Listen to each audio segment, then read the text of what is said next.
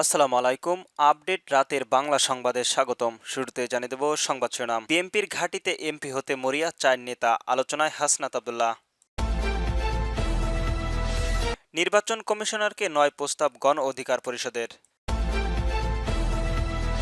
দেশে রাজনীতি নিয়ে যা কিছু হচ্ছে সবকিছুই নির্বাচন পেছানোর ষড়যন্ত্র, বললেন মির্জা ফখরুল।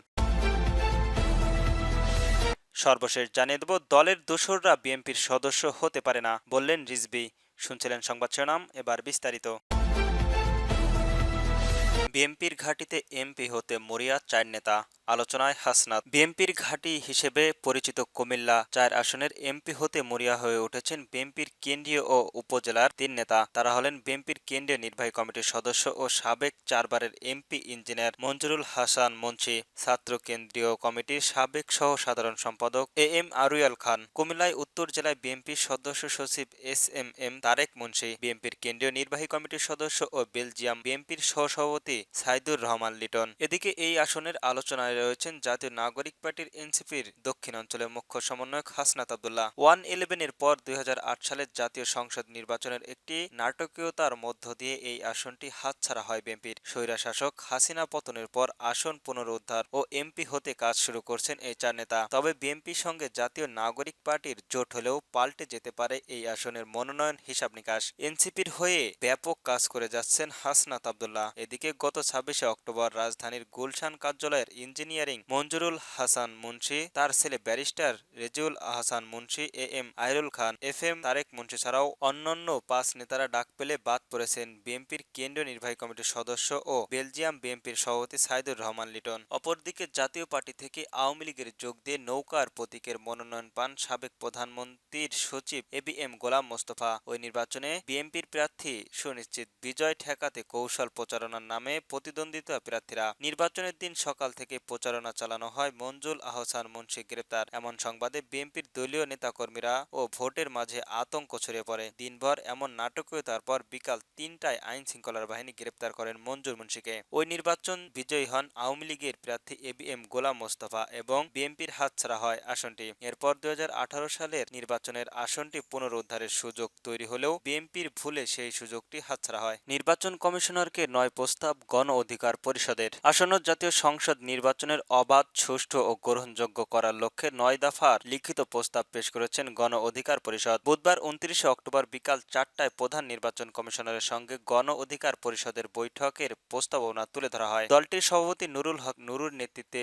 উঠান বৈঠকের উপস্থিত ছিলেন দলের সিনিয়র সহসভাপতি ফারুক হাসান, উচ্চতর পরিষদের সদস্য শাকিলুজ্জামান, অ্যাডভোকেট নুরুর এরশাদ সিদ্দিকী, সহপ্রচার ও প্রকাশনা সম্পাদক আরশাফুল রহমান এবং কেন্দ্রীয় কমিটির সদস্য ব্যারিস্টার মহিউদ্দিন ইউসুফ। গণ অধিকার পরিষদের পক্ষ থেকে পেশকৃত ৯ দফার প্রস্তাবনা করা হলো: ১. সংসদ নির্বাচনের প্রবাসীদের ভোট নিশ্চিত করা। ২. রাজনৈতিক দল, প্রতিষ্ঠান ও ব্যতিক্রম সংশ্লিষ্টদের রিটার্নিং অফিসার, প্রিসাইডিং অফিসার সহ নির্বাচন কমিশনারের কথা না রাখা। ৩. প্রতিটি কেন্দ্রে সিসি ক্যামেরার ব্যবস্থা করা। ৪. রিটার্নিং কর্মকর্তার কাছ থেকে ব্যালট বক্স উপজেলাতে পাঠানোর সময় এবং ভোট কেন্দ্র থেকে রিটার্নিং কর্মকর্তার কাছ থেকে আসা পর্যন্ত সার্বক্ষণিক প্রার্থীদের এজেন্টের সঙ্গে রাখা। ৫. ভোট কেন্দ্রে সাংবাদিকদের প্রবেশ অধিকার নিশ্চিত করা এবং কেন্দ্র দখল ও জাল ভোটের অভিযোগ থাকলে ভোট গ্রহণ বন্ধ করা। ৬ নম্বরে রয়েছে কোনো প্রার্থী সমর্থকরা অন্য নির্বাচিত প্রার্থী সমর্থকদের নির্বাচিত কাজে বাধা প্রদান, ভয়ভীতি প্রদর্শন করলে তথ্য প্রমাণের ভিত্তিতে ব্যবস্থা গ্রহণ করা। ৭. বিগত 14, 2018 এবং 2024 সালের নির্বাচন দায়িত্ব পালন করেছেন এমন কোনো কর্মকর্তাকে নির্বাচনের দায়িত্ব প্রদান থেকে বিরত রাখা। ৮. বর্তমান অন্তর্বর্তীকালীন সরকারের কোনো উপদেষ্টার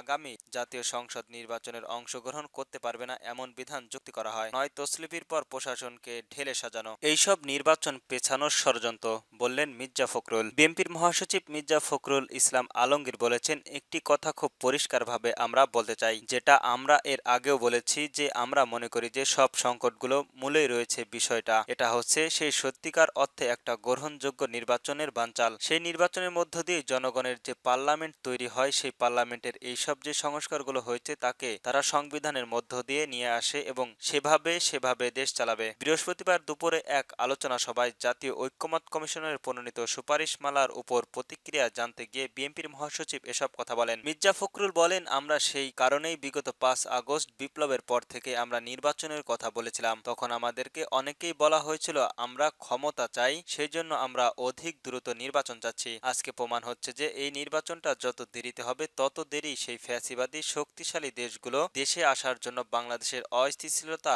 দেখাতে চায়। এখানে একটা এনাকি তৈরি করতে চায়। এখানে একটা গণতন্ত্র যেমন সত্যিকার অর্থে প্রতিষ্ঠিত না হয় সেই ব্যবস্থাটা দেখতে চায় তারা। সংস্কার প্রসঙ্গে মির্জা ফখরুল বলেন, ৩১ দফা নিয়ে আমরা সব রাজনৈতিক দলগুলো এই ফ্যাসিস্টের বিরোধী আন্দোলন করেছি, যেখানে সংস্কারের কথা রয়েছে। বিএনপির জন্ম সংস্কারের মধ্য দিয়ে, কিন্তু অসত্য সচেতনভাবে একটা প্রচারণা চালানো হলো বিএনপি সংস্কার বিরোধী। এটা মিথ্যা প্রচারণা। যে দলটি সংস্কারের মধ্য দিয়ে জন্ম সেখানে সংস্কার বিরোধী হতে পারে না। সবচেয়ে বড় প্রমাণ এখানে জোনায়েদ সাকি সাহেব বলেছেন, এইসব নিয়ে আমরা অনেক আগেই কাজ শুরু করেছি। তিনি বলেন, ৭১ সালের মুক্তিযুদ্ধের পর ৫ বছর একটা ভয়াবহ আবার একই রকমের একটা স্বৈরাচারী ঘটনা সরকারের হাতে আমরা পড়েছিলাম, যে আওয়ামী লীগের হাতে, এবং তারপরে ৭৫ সালের পট পরিবর্তনের পর সেই একদলীয় শাসন ব্যবস্থা থেকে বহুদলীয় গণতন্ত্রের বিএনপির ফিরে নিয়ে এসেছি। মিডিয়ায় যে স্বাধীনতা যেটা বিএনপির প্রতিষ্ঠিত করেছিল, এই বাস্তবতাগুলো তো অস্বীকার করব তার কোনো উপায় নেই।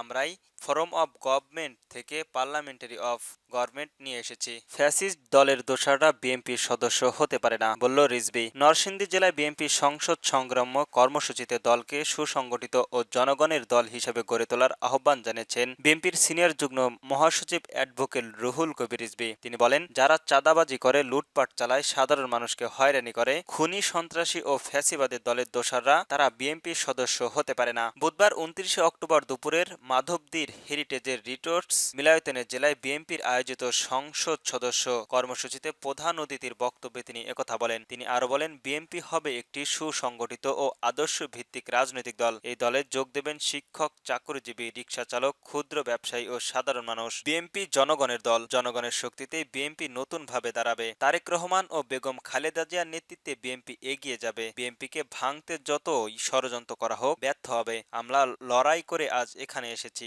আগামীতেও লড়াই করব। নরসিংদী জেলায় বিএনপির মহাসচিব ও দলের যুগ্ম মহাসচিব খায়রুল কবির খোকনের সভাপতিত্বে সাধারণ সম্পাদক মজরু এলাহির সঞ্চালনায় এ সময় কেন্দ্রীয়, জেলা, উপজেলা, পৌরসভা ও ইউনিয়ন পর্যায়ের কয়েকশো শতাধিক নেতাকর্মীরা উপস্থিত ছিলেন।